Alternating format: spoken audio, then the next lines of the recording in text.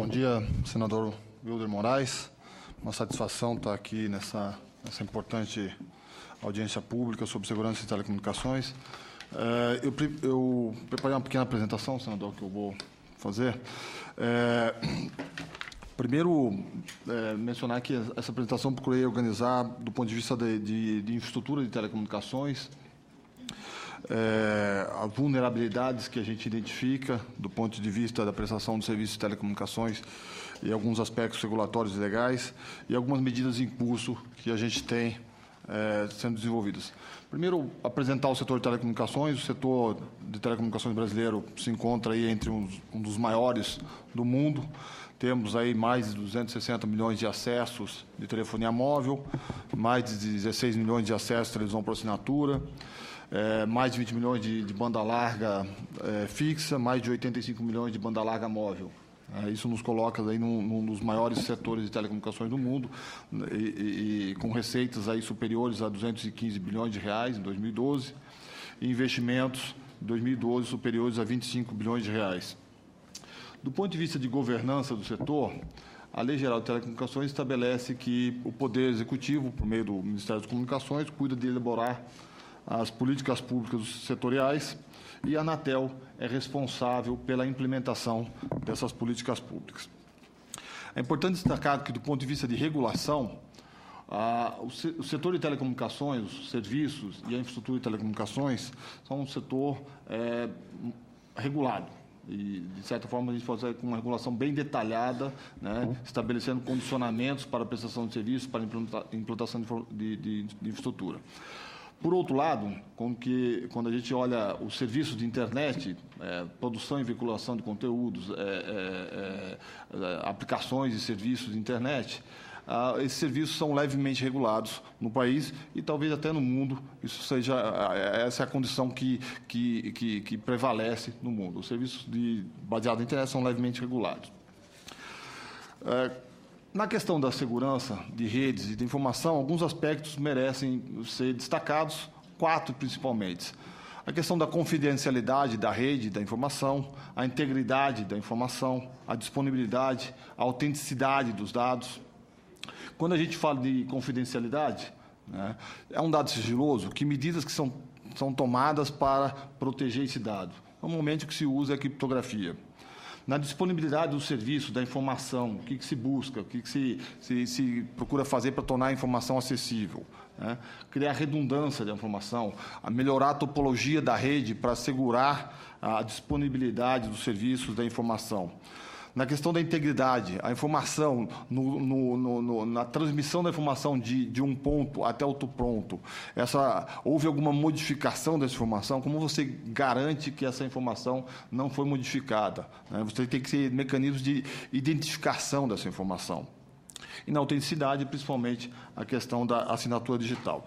Isso colocado esses principais pontos aí necessários para garantir a segurança das redes da informação, confidencialidade, integridade, disponibilidade e autenticidade, a gente passa as vulnerabilidades.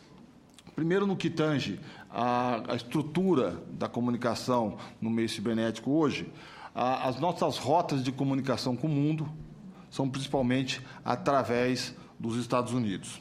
Existe uma concentração de tráfego do Brasil em direção aos Estados Unidos e, mais do que isso, no que tange à prestação dos serviços que são desenvolvidos por meio da internet, há também uma concentração das receitas desse setor também nos Estados Unidos.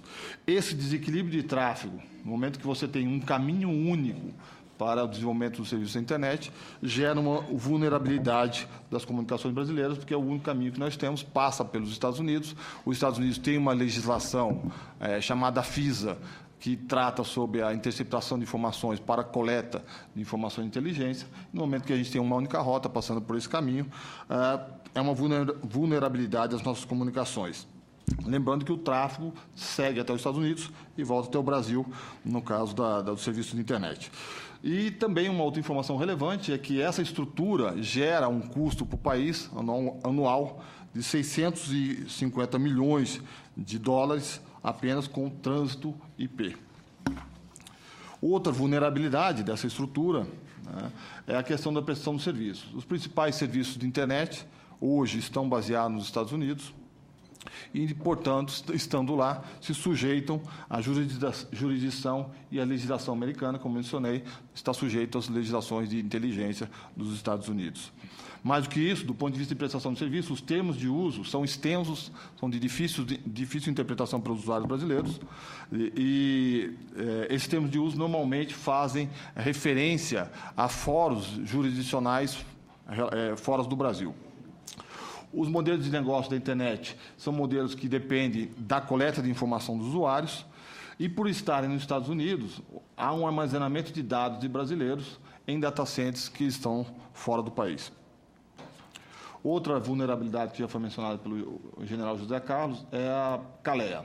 A Caleia, um primeiro aspecto importante, como já foi mencionado, é que o desenvolvimento tecnológico do setor de telecomunicações, o Brasil é carente desse desenvolvimento e maior parte dele está acontecendo no exterior. Acontecendo no exterior e sujeito à legislação como é a Caleia, que prevê a criação de vulnerabilidades de software e hardware, que permite um monitoramento eletrônico remoto. Isso certamente traz uma vulnerabilidade importante para o setor. Outro aspecto da internet relevante é a questão da governança dos recursos críticos da internet. Existe uma instituição chamada ICANN, é uma instituição que opera debaixo é uma empresa privada que opera debaixo da lei da Califórnia e vinculada por meio de contrato ao Departamento de Comércio dos Estados Unidos. E essa instituição é responsável pela administração dos recursos críticos da internet, nomes e números da internet. Além disso, essa instituição também é responsável pelos servidores raiz da internet. Existem 13 servidores raiz no mundo, 10 nos Estados Unidos, 2 na Europa, 1 na Ásia. Não existe nenhum no hemisfério sul, todos concentrados no hemisfério norte. No Brasil, o que nós temos para tentar trabalhar com essa vulnerabilidade é que aqui no país nós temos aí servidores espelhos do conteúdo brasileiro, né, dos nomes e números brasileiros, dentro de uma política implementada pelo Comitê Gestor da Internet.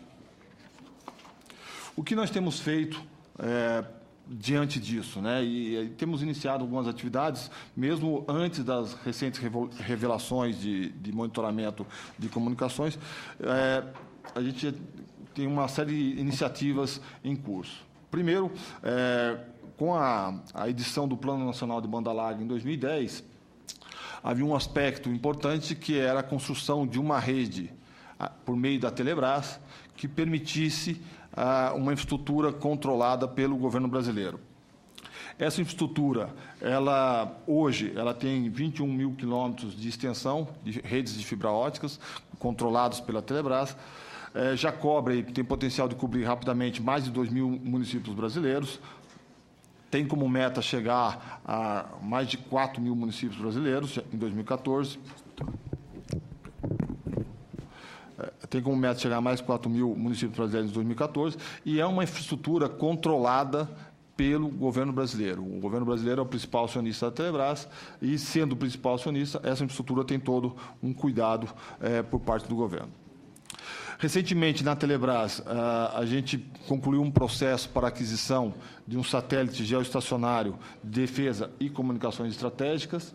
Então, a rede de fibra ótica da Telebrás chega rapidamente a 2 mil municípios. O satélite, quando estiver em operação, cobrirá todos os municípios brasileiros, todas as cidades brasileiras, todo o território brasileiro.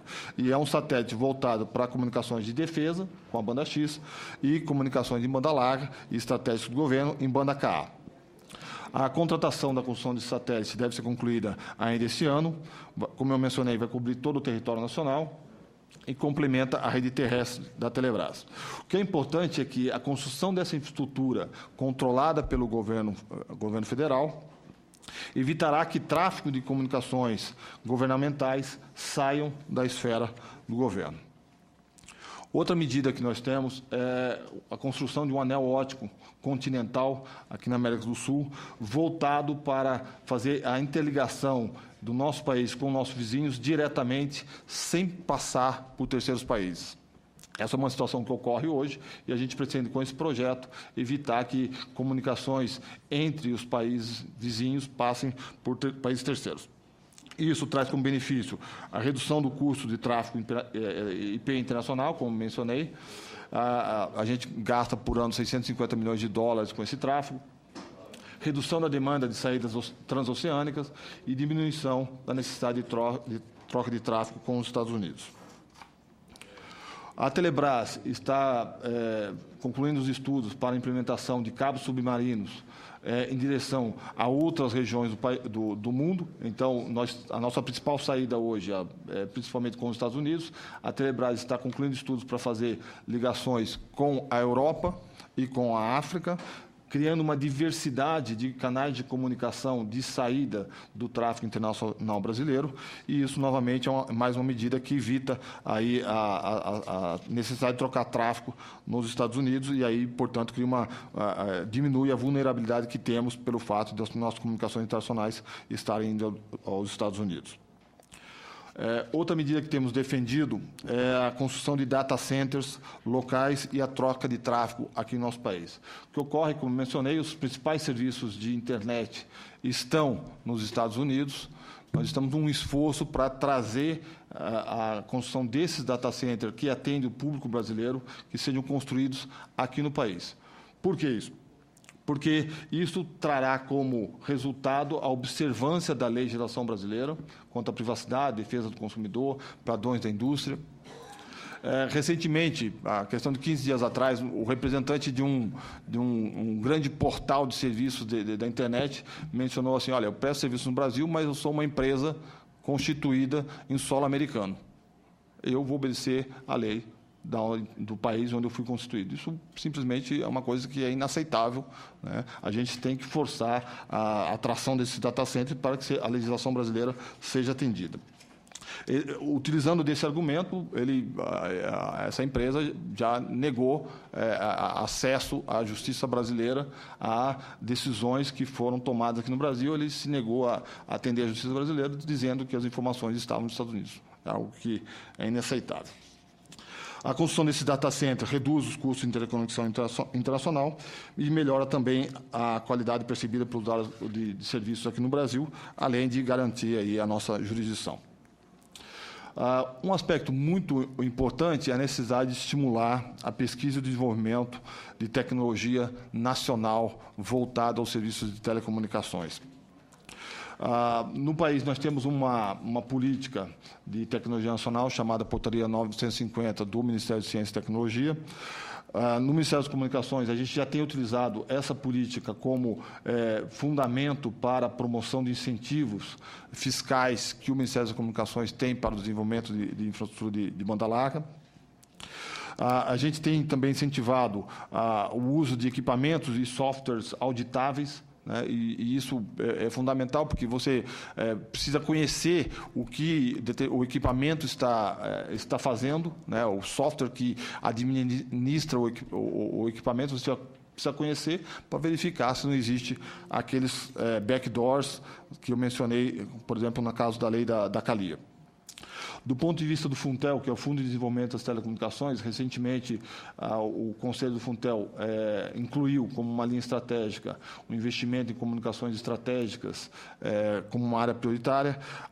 O objetivo disso é trabalhar junto com o Ministério da Defesa, o Ministério de Ciência e Tecnologia, criando linhas de ação para o desenvolvimento de startups voltadas à segurança e também a criação de laboratórios que possam fazer a verificação dos equipamentos e identificar se os equipamentos possuem ou não backdoor. Ontem foi publicado o decreto 8.135. Né?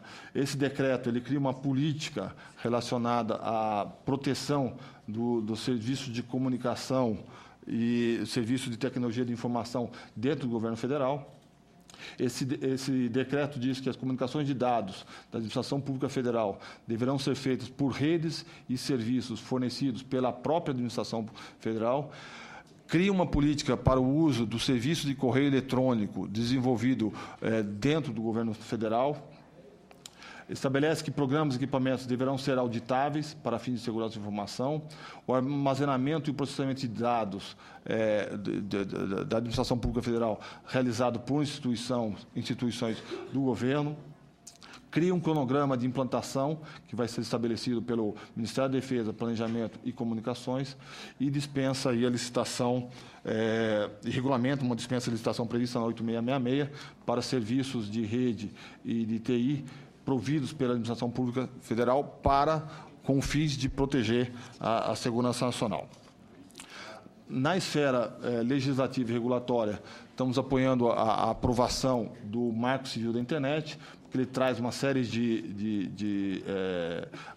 ele preenche aquela lacuna que eu mencionei no início da falta de regulamentação dos serviços de internet. O Marco Civil da Internet começa a trazer uma regulamentação para os serviços baseados na internet. Alguns princípios: sujeitar a legislação brasileira, buscar o armazenamento dos dados no território nacional, a garantia ao direito à privacidade e à liberdade de expressão nas comunicações é outro item importante dentro do Marco Civil. Estamos apoiando também a edição do projeto de lei de proteção de dados pessoais, que isso também é outro aspecto importante nesse contexto. E, por fim, na questão da infraestrutura de rede, desde 2007, quando houve o PAN, a Anatel tem ações de mapeamento da rede de crítica de telecomunicações. Isso vem sendo feito desde 2007 e, com os próximos eventos, a Anatel tem atualizado essas informações. E, para fechar a minha apresentação e agradecer a oportunidade, acredito que esse tema é muito relevante, é importante a gente ter uma atenção contínua e cuidadosa com esse tema. E essas primeiras iniciativas que eu mencionei fazem parte aí de outras que virão à medida que todos os órgãos de governo trabalharem e se debruçarem sobre esse problema. Muito obrigado.